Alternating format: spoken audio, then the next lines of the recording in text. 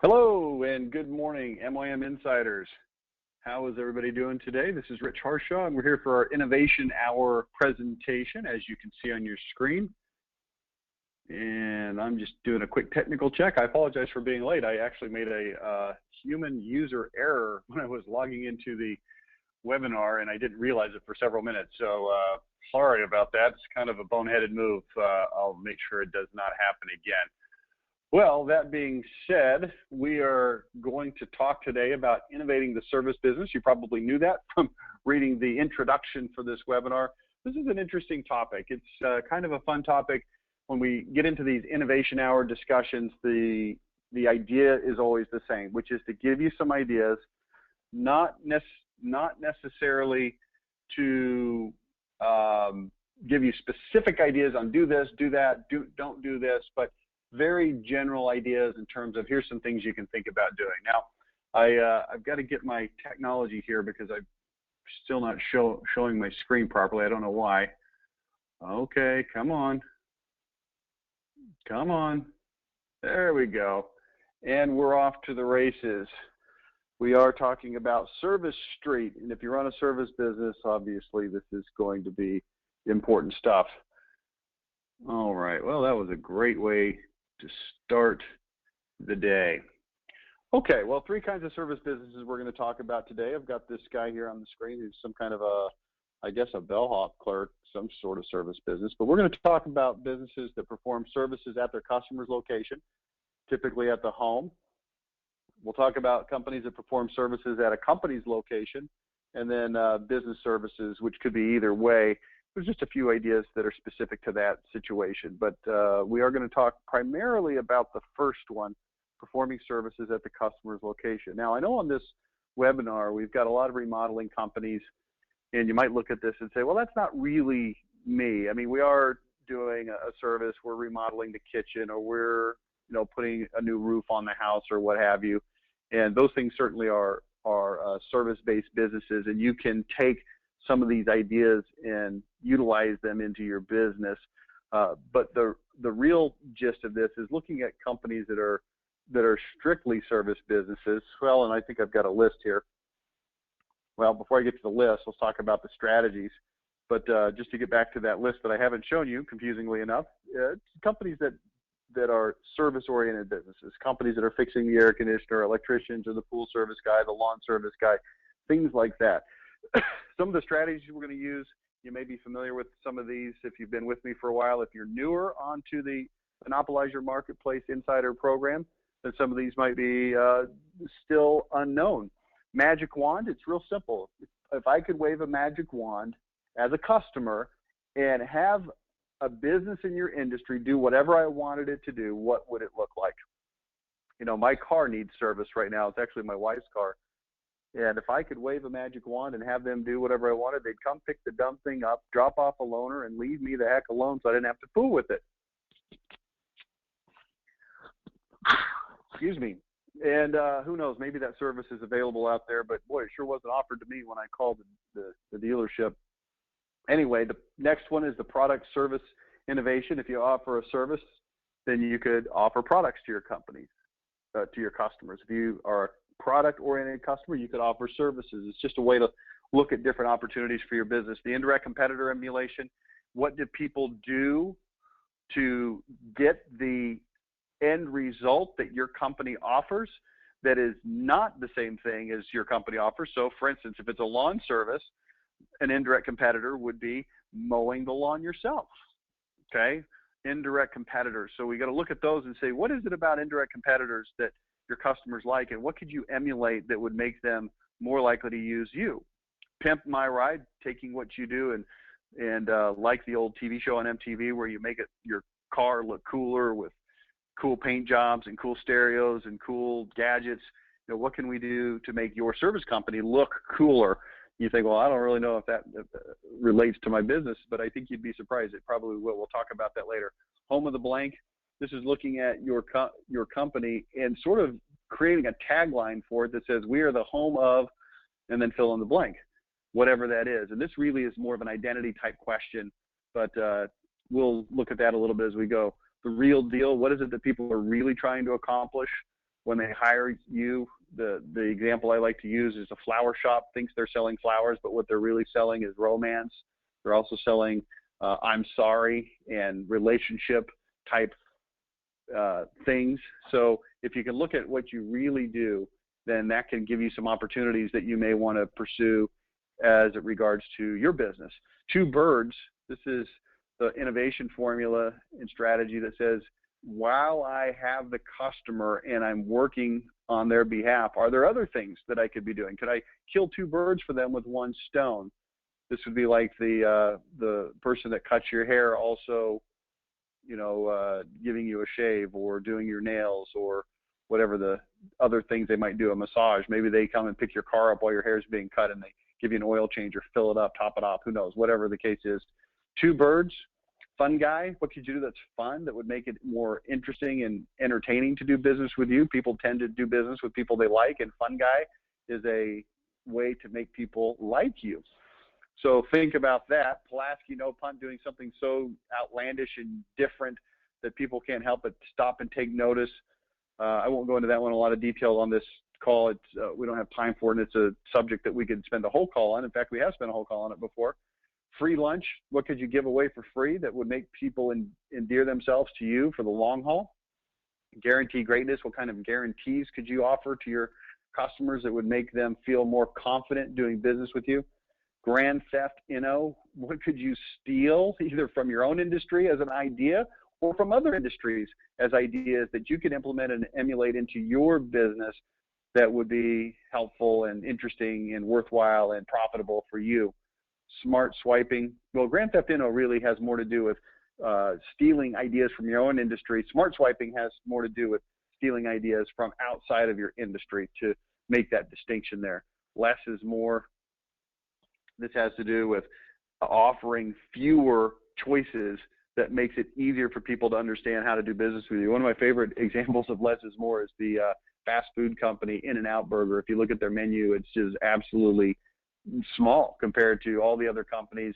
They want to come in with their nuggets and their breakfast menu and their chicken sandwiches and all this stuff. And In-N-Out Burger says, no, here's what we've got. We've got a hamburger or a cheeseburger. We can pile up as many patties on it as you want. We've got French fries here. We can put as much junk on those that we have as you want. We have sodas. We have shakes. That's it. We don't have any of this other junk. And it's one of the elements of In-N-Out that makes it attractive. Is it's just simple and easy and allows them to drive their costs down too. Speedy Gonzalez doing things quickly and fast for people. Bookmobile bringing things to people that they normally would have to go somewhere to participate. This, of course, is becoming more and more of a thing. The internet is making this happen. I had this amazing experience last Saturday morning. I was in West Palm Beach, and I was trying to get back to the airport so I could get back home because I had a basketball game I needed to attend. And I had heard about this car service called Uber, but I'd never used it before. I'd never really been in a situation where I felt like I needed to use it, which I rethought after the fact because there's actually a ton of situations where you could use it. And the technology company Uber claims they are a technology company, doesn't really say that they are a transportation company. I guess you could look at that either which way you wanted to. But here's what happened. I went on Uber. I created an account. I put my credit card in there. I found a code that they gave me that would allow me to get $20 off my first trip. But here's the interesting thing. I tried the night before to book somebody to come pick me up. Now, if you're not familiar with Uber, what it is they send people with cars that are screened, that have the proper insurance and are rated and reviewed. And if they have problems, they drop them. But they're just regular people. They're not taxi drivers. They're just you. I mean, it could be anybody that is signed up as a driver that meets the criteria, that maintains a certain average rating, and they come pick you up and take you wherever you want to go. And the rate is exceptionally cheap compared to cabs. So they wouldn't let me book a trip because that's not how their service works. The way their service works is you go onto the app and you say, hey, I want to get a ride from point A to point B, and they send the closest person.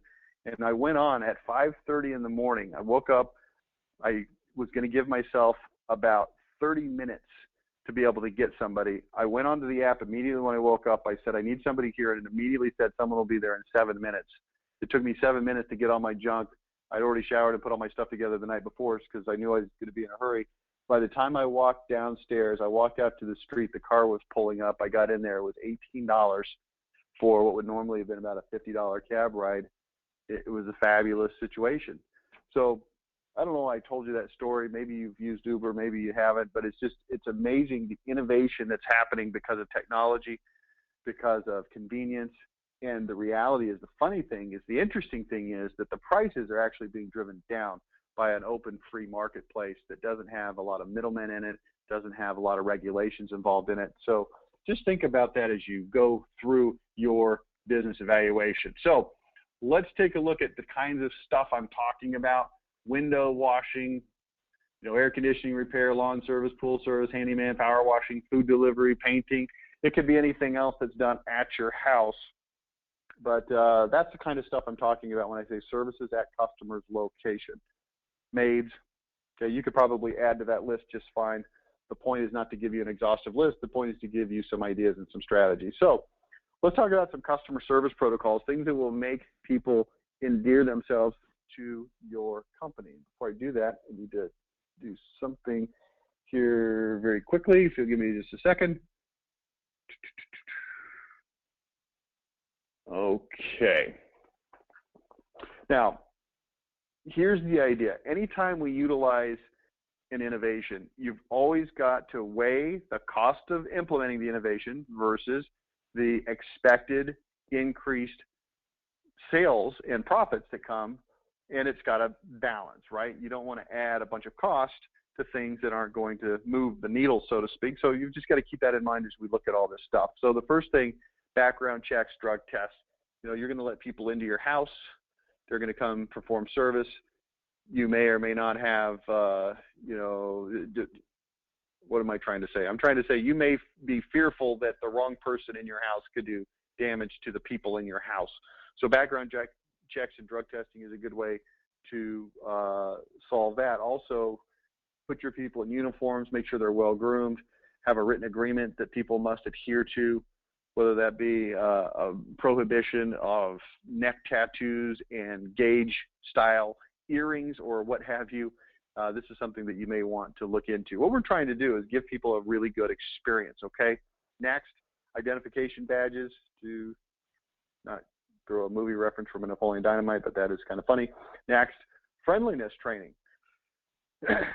Now you think, well, where on earth do you get the idea for friendliness training? And the answer is, I get friendliness training idea from some of my biggest customers in the service industry that, in fact, do give customer service and specifically friendliness training, teaching people how to be friendly, how to say certain phrases, how to smile at the right time, how to not be creepy about it, and how to make people feel at ease around their service technicians. So maybe some friendliness training would come in handy for your company.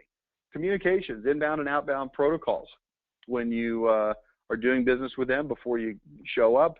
One of the things that I think is underutilized by most companies is text messaging. So you may want to look at this in terms of using the text message as a protocol for getting in touch with people. I've relayed the story to you on this series before that I switched in my little league coaching responsibilities. I switched from an email-based parental notification system, upcoming games, practices, changes, who needs to bring stuff, whatever. I changed from email-based to text-based, and I had to go and get a certain texting application that would allow me to do large group texting, which the iPhone does not without some upgrades in terms of applications. But here's the point. I found that it had a tremendous effect in timeliness. In fact, my son plays on a basketball team where they use email, and I found out after we got to the game that prior to the game they had sent an email asking who wanted to go to a certain place for ice cream after the game. We never even saw the email because it was Saturday. We weren't checking, and we already had other plans, so my son couldn't go. Not that it's a huge deal, but you get the point. People are looking at their phones 24 hours a day, 7 days a week. I saw a statistic last week. The average person looks at their phone how many times a day? Do you know? Can you guess? The average person looks at their phone an average of how many times a day? Answer, 150 times a day is the average number of times people look at their phone. So the more you can base your communications on things that are on their phone, that's going to be, in most cases, not all cases, but most cases, better. Now, this could involve very complicated technology that is systemic, that is automated, or it could involve more of a one-to-one type communication. But all I'm asking you to do is to evaluate your communications and try to find ways to make it as easy as possible. Wouldn't it be fantastic if you had a serviceman showing up? And I'll give you another good example. I had my cable upgraded to what is it, Comcast cable, I guess, because my other internet service just wasn't cutting the mustard. So I had an upgrade, and I went through the process. I ordered it, and they utilize telephone for letting you know where they're at. And they have the person call you, hey, I'm coming over. Will you, are you going to be there? Setting the appointment. They send me a little survey afterwards on the phone. They call me, and I found it to be very outdated feeling.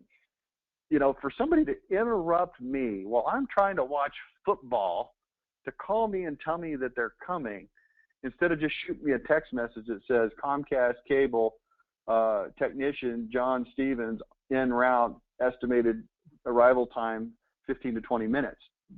If this is a problem, reply this. If this is okay, no need to respond, whatever.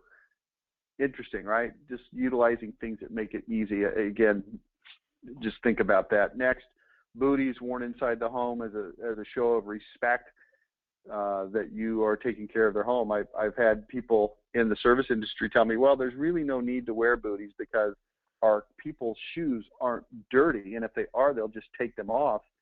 And I thought, it really isn't about getting their stuff dirty. I mean, that's it to a certain extent, but it's about showing people that you are taking extra effort to protect their home and be respectful. That goes a long way. Covering the work areas is the same thing. Cleaning up after the work is done, if that's appropriate and necessary. But here's the final one that I think is actually the most important. Making sure your customer knows all this. See, if you just do all this stuff and you have friendliness training and you have identification badges, the people are probably going to notice it, but they're not going to give you full credit for it. This is the idea of confirmation bias and helping people to understand what you do so that when they see you and notice you doing those things, they say, aha, they're doing these awesome things. They notice it, you get credit for it. It's the entire Holiday Inn Express shower head story that I've told a few different times and written in a few different places. So if you're not familiar with that, just go to my blog and Google Holiday Inn Express shower, and you'll find the story that you can learn more about that. But the idea behind that story is very simple. It's called confirmation bias.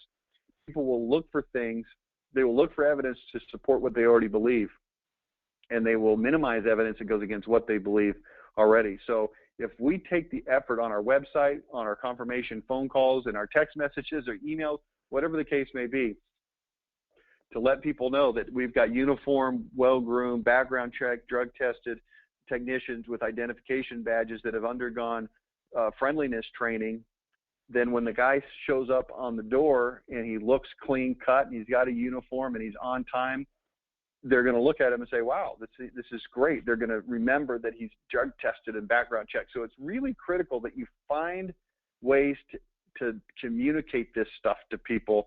Hey, when we're finished with the job, we're going to always put down work cloths and wear booties in your home. And when we're finished, we're always going to clean up after ourselves. We bring our own vacuums, blah, blah, blah. You've got to tell people this, or you'll do all this great stuff and people won't give you full credit for it. Okay. So probably the biggest takeaway from this slide is make sure that people know about it. Let's move on to a strategy called annual memberships or contracts. The health clubs are famously good at this. What we're trying to do is simply bind the customer for a longer period of time. This is going to allow you to evenly distribute the cost, make it more affordable for your customer. We have a lawn service here at my home. We've got just right around an acre at my house, a little bit less actually, 0.94 to be precise. And we've got a lawn service. And during the winter time, they only come by, gosh, I think maybe once every 2 to 3 weeks. There's just not that much to do. They'll come by and pick up the leaves right after they fall in November. And they'll do a few things here and there. And I think during January, February, they probably only show up maybe once a month, maybe even less. but they do equalize the billing.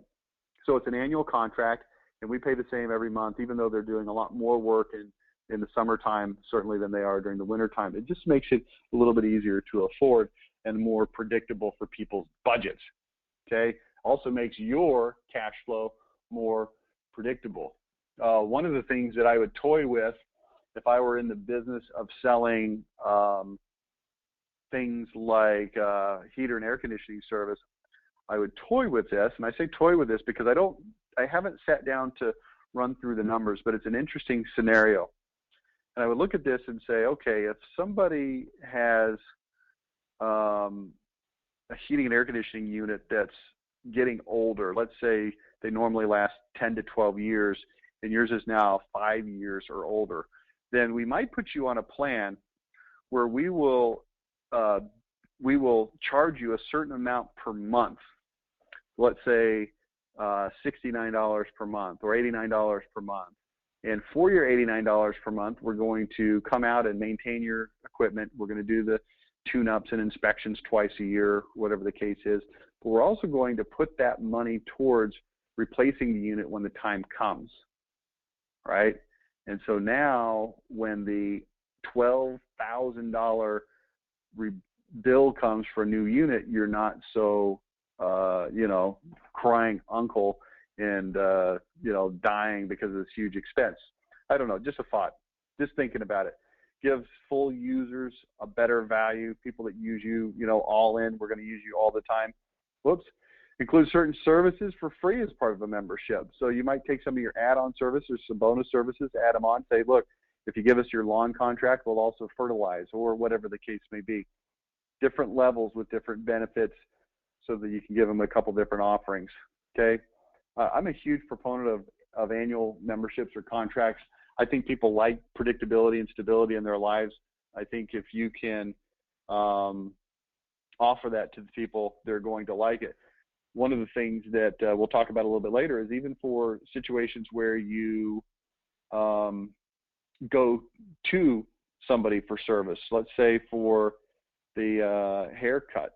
Wouldn't it be great if instead of just waiting for somebody to need a haircut, you put them on the annual plan and you locked them into coming to you every time, and you automatically build their credit card, and all you had to do is pull it up and make sure that they were paid up, and they could come in and they could get as many haircuts as they wanted, or they could get one haircut per month plus trims whenever they wanted.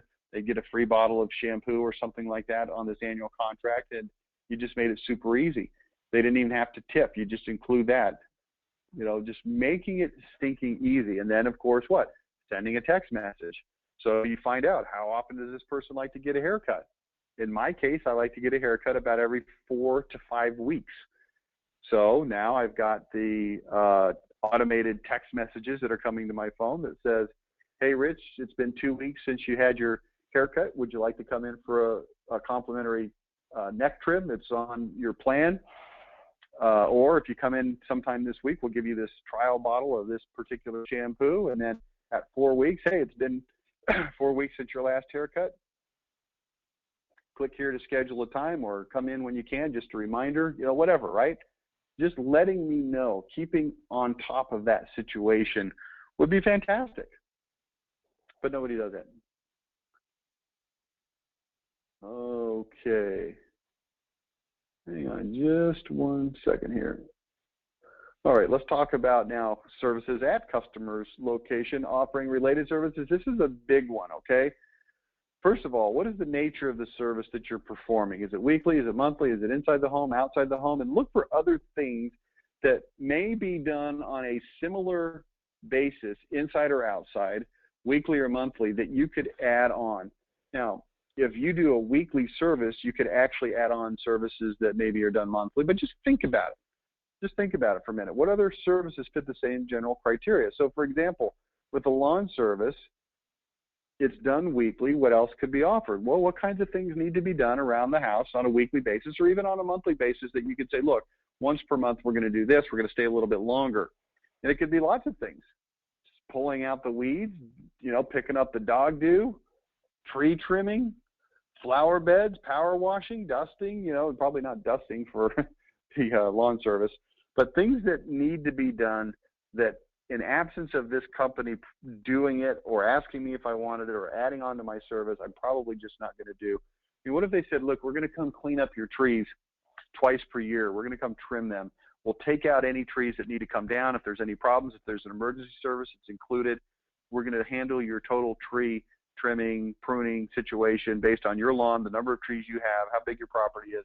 We're going to do that for a flat fee of, you know, whatever it is. Maybe it's $29 a month on top of my lawn service.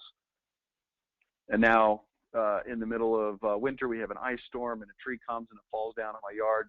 I call these guys up. They come haul it off because it's included in my service. I don't know. It's money that can be made. If you're a lawn service and you can now make an extra $29 per month off of me, which is, what is that?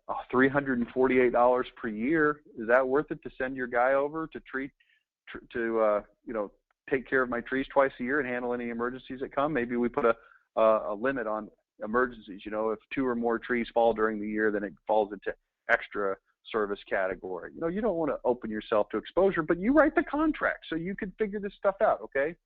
I think this is a fantastic way to get more business.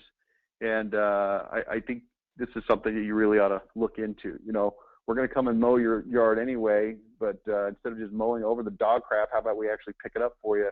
We'll charge you an extra $11 per week, you know, or per month or whatever it is to do that. All right. Next. Here's something that's interesting. Bringing food and treats to your customers. Now, something prepackaged that's not going to creep them out. You don't want to show up with a plate of homemade brownies and say, hey, I made you some brownies. That's just a little bit weird. But if you brought them something maybe once a month or every once in a while, you know, my experience says that candy for kids never fails. So if you know, just get to know your customers. You say, okay, these people have 3 or 4 little kids. Your guy shows up, he's got, you know, you go to Costco, you get the Costco size thing of Fun Dip or something like that, or you stock up during Halloween when the mini Fun Dips are out, and you say, hey, I don't know if your kids want this or if it's allowed, but here's some Fun Dip. And they go, wow, this is great, Fun Dip. I mean, who would ever go buy a Fun Dip for themselves? Probably nobody, because it's a weird candy, but you get the idea, right? Next, stuff that's related to your core service. So if you sell window washing services, give them some Sprite. Hey, this is Sprite. It's crystal clean. Pool service, give them some Lifesavers. Hey, Lifesaver, get it? Lawn service, Peeps or gummy worms, HVAC, give them some Cool Pops. You know, something that they look at and go, wow, this is interesting and different, and I remember it. I flipping remember it is the main issue here, okay? Understood? Mix this in. See what happens. See if it makes a difference, particularly on things where you want people to have you back over and over and over again. All right. Next, follow up via Facebook or email, sending stuff to people once a week. If it's Facebook, you could probably do it 2 or 3 times a week. If it's email, probably less frequently. Send them some good, clean jokes that relate to the business. Who knows? Window washer walked into a bar. Create a mascot who sends interesting things, funny tidbits. You know, sports teams have mascots. The Dallas Cowboys, unfortunately for the Dallas Cowboys, they have Rowdy. The Dallas Mavericks have Mavs Man. Well, why can't your company have a mascot? I don't know what his name is. You could get an artist, hire somebody off of Fiverr.com to draw you a mascot. It's just not that hard and expensive to do. And then they could send stuff over. Be on the lookout for odd or weird or interesting stuff that you could send to people. What we're trying to do is just keep in touch, keep in touch, keep in touch, keep in touch. You know, I did a quick search for window washing cartoons, and I found that there's actually something called www.windowcleaningcartoons.com, believe it or not. History of the world, 22 BC, world's first window cleaner, the wet rock and dry squirrel method. You know, that's kind of funny. Silly, it's goofy, you send it over, they go, okay, now I remember you exist. And, you know, you want to keep people as front of mind as possible. That's all that is. Next, pimping your ride, making your normal tools of the trade extraordinary and interesting. So what if you were a plumber and you had a big gold wrench in a see-through case? You walked in and you carried this thing around with you. Bright pink paintbrushes or squeegees if you're, you know, a painting company. Diamond-encrusted pool skimmer pole. You know, hey, we're diamond pool service. Look at our diamond, You know, we use this diamond encrusted pool skimmer. It could be bedazzled. It doesn't be real diamonds. Give me a break, okay? You get the idea, though. Talladega inspired riding lawnmower. Why not make those lawnmowers look cool? Put, you know, number 3 on it and put all your logo stickers on it. Maids in maid uniforms, that would be interesting. Handyman with a golden hammer hanging from his belt. You know, something that people look at and go, wow, that's pretty cool. And they notice it and they look at it and they comment on it and they remember it and they think about it. When their friends need somebody, they remember that as well, okay? Branding yourself, something interesting, fun, unique, a good name. What's the name of your company? Here's a bad name for a company. KSG Enterprises or LFR Window Washing or Star Window Washing. Something a little bit more unique with a little bit more flair. Something interesting. Maybe your logo mascot is a grasshopper, so you're now grasshopper window washing. Whatever it is, it doesn't matter. Something that's just a little bit different, interesting, and unique. You know, one of the ways to give yourself more of a professional, large-scale type of a feel to your company is to give yourself a company name that would sound like something that is a national type of a brand or franchise. Think about it for a minute. If you're RCH Window Washing LLC versus, I don't know, I'm going to make up a name here. Anybody want to help me make up a name for a window washing company that's fun? How about Wet and Wild Window Washing? How about Squeegee Clean Window Cleaning? How about, if you gave me about 20 seconds, I could probably think of something, but you get the idea, right? Have cool company colors, a cool logo, cool slogan, graphics on your vehicles, on your shirts or jumpsuits. You know, painters use jumpsuits, whatever. Job site signs, business cards, your invoices, tools of the trade, things that you leave behind to remind them to call you again. You might put a sticker or a magnet on the piece of equipment that you're servicing. Easy to remember phone number. These are all things that you can do to brand yourself, okay? I was just looking at a cool phone number, and now I can't remember the context. Well, just have an easy to remember phone number. You may want to go on to a service like tollfreenumbers.com. This is a website where you can search for phone numbers that spell stuff, and you can acquire them, either 800 numbers or local numbers, for pretty cheap usually, okay? So maybe you might do something like that.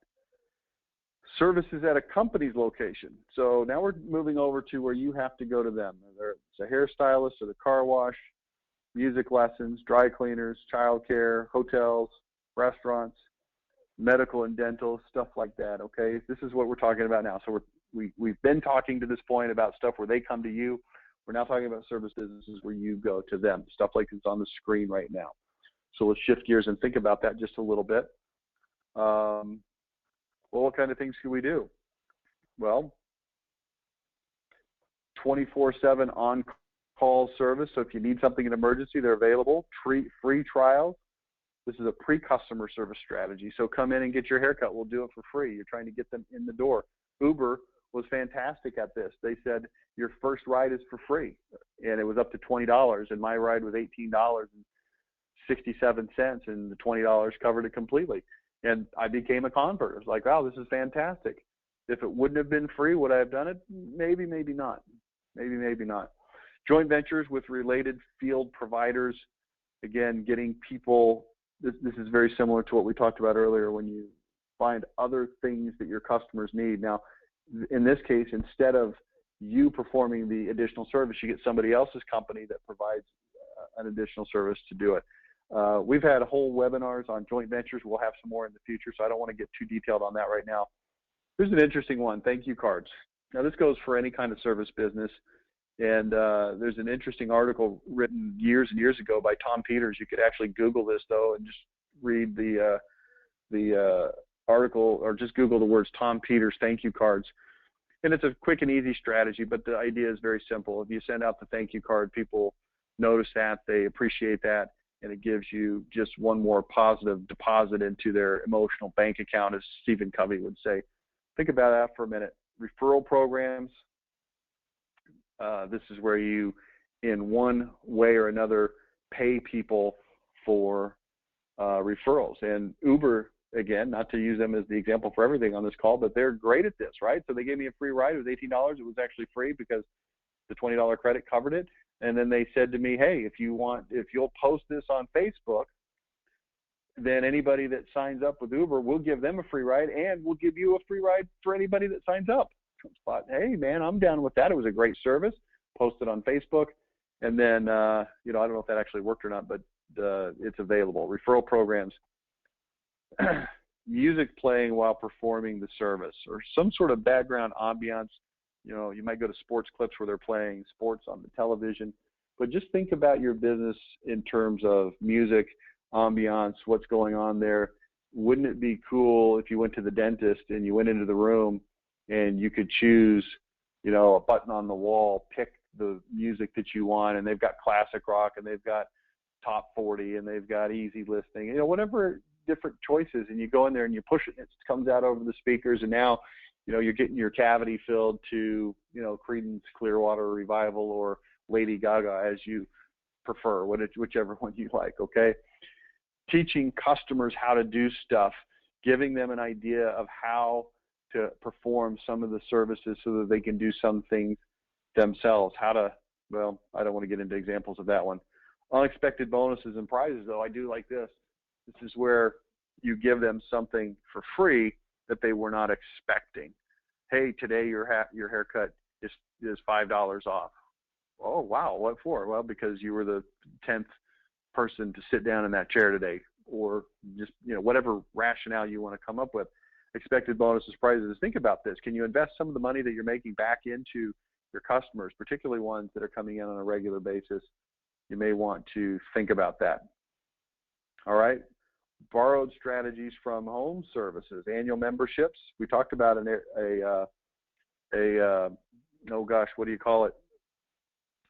haircut place that has an annual membership. But think about it even in more detail. Let's take a dentist for an example. Dentists, if you look at dental insurance, it's really a bad investment. It really is a bad investment, because the amount that you have to spend in a year for it to make sense is quite high, and during most years you don't need the high dollar services. So you pay with the hope that 4 or 5 years from now something will happen where you need a big service that's big dollars, and you'll kind of get your money back. The reality is you're not going to get ahead on that. And it's not like medical insurance where you're really protecting yourself against something extraordinarily catastrophic, right? So if you find out that you've got cancer, you could run up hundreds of thousands of dollars of bills that you could never pay for no matter what. And then we've got this medical insurance, and that's why it costs so much. And, people complain about it, but the reality is it truly is an actual insurance. Whereas dental insurance really is sort of prepaying for stuff you might need later while letting the insurance company make a substantial profit off of you. That's really what dental insurance is. So here's where I'm going with this discussion. Wouldn't it be cool if a dentist created their own dental insurance program, and instead of paying it through a third party, you paid it directly to the dentist? And the way it worked is it was, let's say it was $99 per person per month, and if you add on kids and multiple people, the price per person goes down, so you've got family plans that cost less, etc. And for that, you are able to get any kind of dental care you need within these certain parameters. And if it goes to this type of service over here, maybe there's some extra add-on dollars. It caps out at a certain amount. You run it just like an insurance plan. But now the dentist, instead of just having to deal with what the insurance companies dictate and mandate in terms of prices and structure, they now make the profit that the insurance company used to make, because they understand the same thing that the insurance company understands, which is you're going to have lean years where you don't need that much, and you're going to have heavy years where you need more. And the dentist then allows himself to have this tremendous amount of predictable income moving forward, because they've got all of these people paying them money every month. People are going to come in, they're going to get their teeth cleaned, and when they do have a problem, think about it. What's the reality of the situation? If somebody comes in and needs, I don't know what's expensive, root canals maybe is expensive. or crowns or something like that, and these things are covered under your $99 a month plan or what have you. And, maybe there's a waiting period just like there is with regular insurance. The point is, put people on these annual memberships, and maybe you make them be loyal customers for a year or two before you'll allow them to switch to an annual membership. Or maybe you put them on a contract where they agree to pay you for a period of 3 years. And you say, look, we're not trying to find people that just want, this big root canal that they know they need, so they're going to get on the insurance plan and then just dump us as soon as they're off.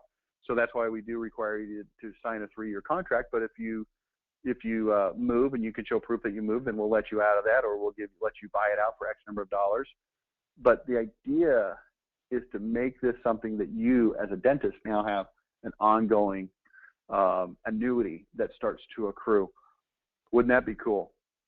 Food and treats, things that you can give your customers when they come in. Wouldn't it be great if they had, a snack bar at the haircut place or at the dentist or at the oil change place? They don't, but it'd be cool if they did. Make me want to go in and get my oil changed and my car washed more often. Related services like we talked about earlier, branding strategies like we talked about earlier, follow-ups like we talked about earlier, pimp my ride like we talked about earlier. This is kind of what Sports Clips has attempted to do with their sports-themed haircutting place. And there's some of the other places which I have not frequented, like Knockouts, Haircuts for Men, where it's basically the Hooters of haircuts. But it wouldn't have to be something as weird or obnoxious as that, to just have some sort of a theme for your service business, whether it was a haircut place or a dentist or anything else. Just think about it. Do something other than the normal ordinary. That's really the main issue here. Can we do something that's out of the ordinary? Think about it when you go to urgent care. You go to urgent care, you sit in that stupid waiting room in those stupid antiseptic chairs watching the stupid television that has some stupid program on it that nobody cares about. You go into the stupid waiting room with the stupid magazines where you're sitting on that stupid table waiting for the stupid nurse to come in until 30 minutes later, so you can then sit there for another stupid hour waiting for the other person to come in. Change this up somehow. Somehow change this up. What if you had 6 waiting rooms, 6 examination rooms, and each of the 6 rooms was painted with murals or bright colors, and you were going into the red room, and in the red room there was all kinds of red things to look at and to do, and the green room had all kinds of green things to look at and to do. I'm just making this up off the top of my head, but something that people would say, wow, that was interesting and unique and different, and it was kind of fun. Maybe there's a collage on the wall in the green room of all different kinds of green things, from green M&Ms to the Jolly Green Giant to Peter Pan to grass and bamboo. I don't know, whatever things are green, and just something that people can sit there and stare at and look at and pay attention to and distract them from the fact that they're sitting there for 30 minutes waiting for you to come in. Something. I'm just making this up, but you get the idea, right? Okay. So next, enhancing the waiting experience. Fun, interesting, entertaining things that match the tone and theme of the business. Computers. Everyone's got a cell phone in their hands now, so that's sort of mitigated this to a certain extent, but get some good magazines in there. Here's what I've discovered, and I think is a good strategy. Get some interesting magazines in there, ones that people would not necessarily normally buy themselves. So, people are going to buy that. But what if you took sort of a higher end, large format, National Geographic type thing, some sort of picture book, some sort of interesting thing, put it in there. I don't know. Just think through this for a minute. Food, drinks, we've talked about that. Decor, we talked about that. Comfy chairs that people actually want to sit in. Goal is to make customers like to wait. Not that they want to come in and wait because, hey, it's awesome waiting here, but that makes it a little bit easier for them to deal with the wait, okay? Other ideas that we could look at, product selling enhancements, way to sell products. I look at the haircut place and the massage place and the car wash place, oil change place, some of these places that I go, and I think about their attempts to sell me stuff, and they're always just so lame. You get your haircut, and the girl looks at you and says, oh, so are you okay with products?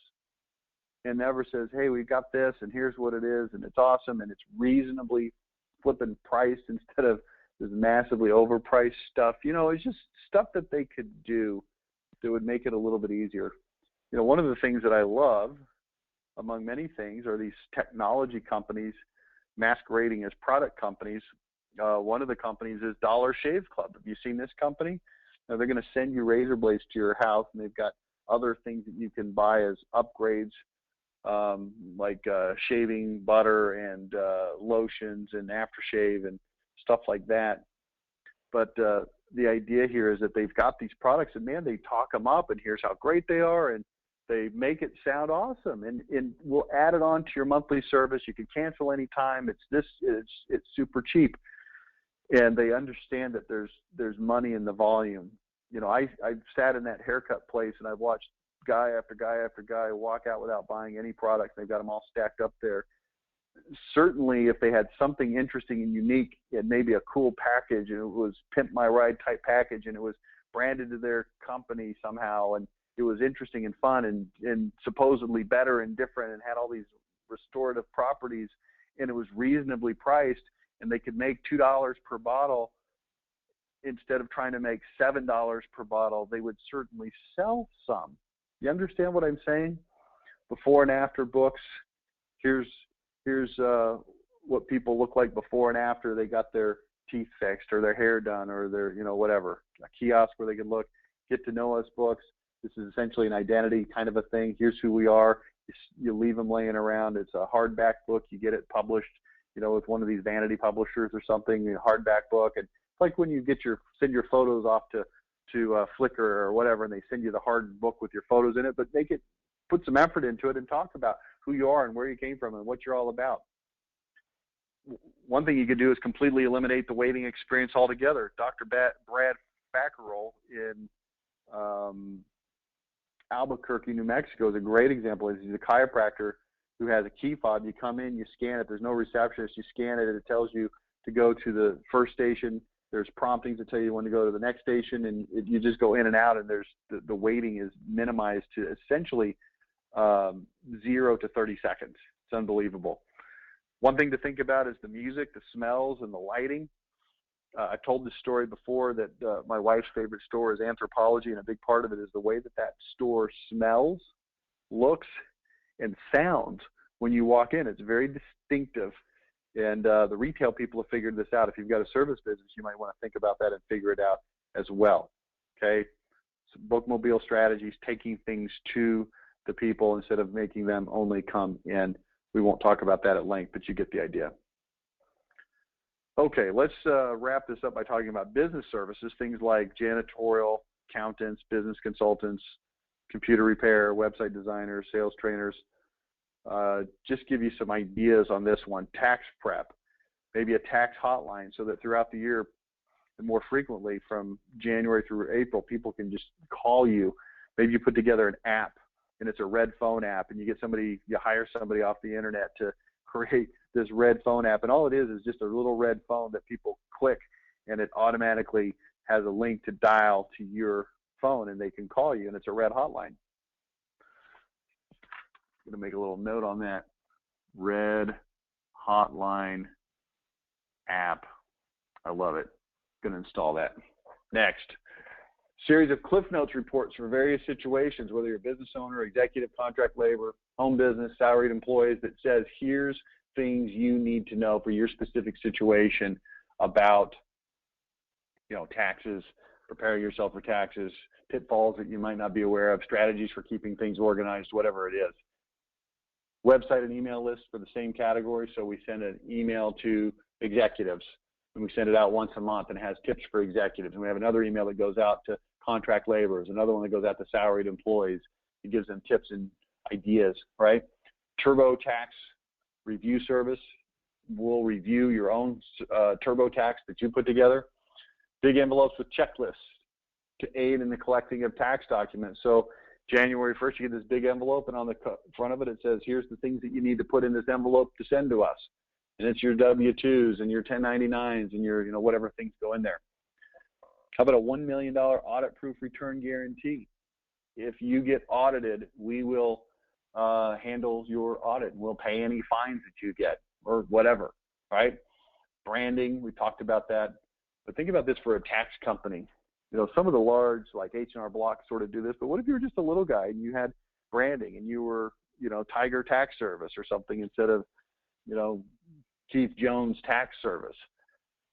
Have a little bit of a personality about you.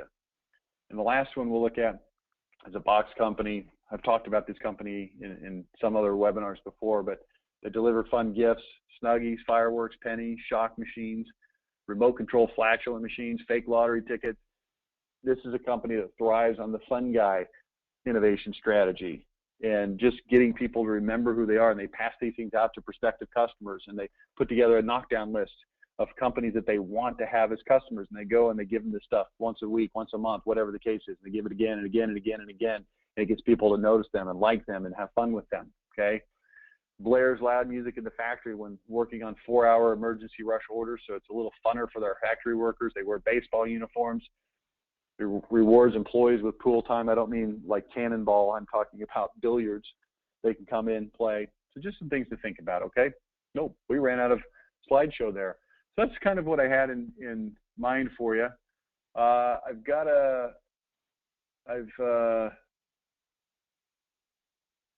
Okay.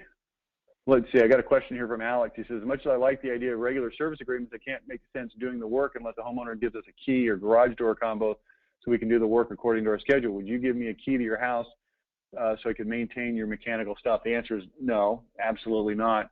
But what I would do is just think about that in terms of, well, how else could that work? I don't know the answer to that question, but I do know this. There are companies that do this, and they make it work. If the equipment was outside, it could be done without having to come into the home. But actually giving a key or access to the interior of the home that could be, your home could be breached while you're not there is obviously not something that people are going to be interested in. So Alex, I can talk to you about that one a little bit later. I think that's it. Thanks for participating today. It was an interesting call, and we will be back with you, I believe, next Tuesday, the 20th, for our strategic marketing webinar. Also, we'll be having another webinar tomorrow on overcoming price resistance. That is one of our sponsored webinars, sponsored by Market Sharp and Qualified Remodeler Magazine. So that has a different sign up. You'll have to go to our website and click on upcoming webinars, not for insiders, but just for anybody. If you'd like to participate in that, you certainly can. We welcome you. So thanks so much. We'll talk to you either tomorrow or next Tuesday. Talk to you later. Bye now.